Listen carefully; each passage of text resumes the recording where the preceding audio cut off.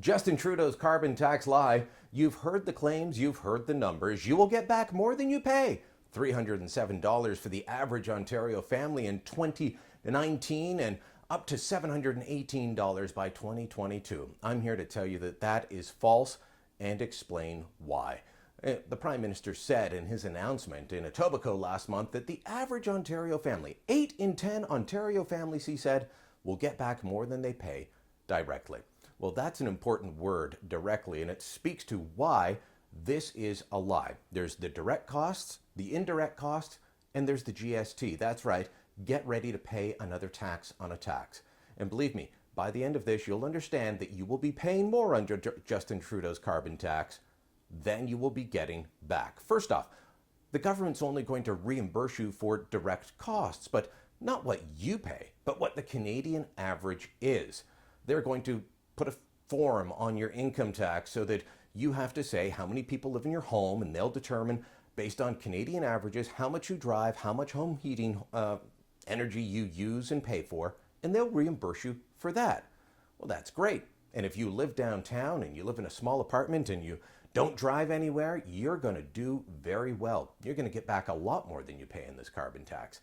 But let's say you live in a rural area, rural Saskatchewan or the suburbs of Toronto or Ottawa, and you drive downtown, you're going to be paying an awful lot more because you will drive more than the average of 15,400 kilometers per year. That's what they're going to base this off of. So the direct costs, most people won't even get that back. Now let's talk about the indirect costs. They're not reimbursing you for that at all. Price of broccoli goes up, you got to eat that. The price of meat goes up, you'll eat that too, along with the meat. What about your kids' clothes? Are they going to get more expensive? To varying degrees, everything that moves by car or truck is going to get more expensive under this carbon tax. And most of that is going to be passed on to consumers at some point. The government won't be reimbursing for that at all. Another increased cost. Then comes word that they're going to be charging the GST on top of the carbon tax.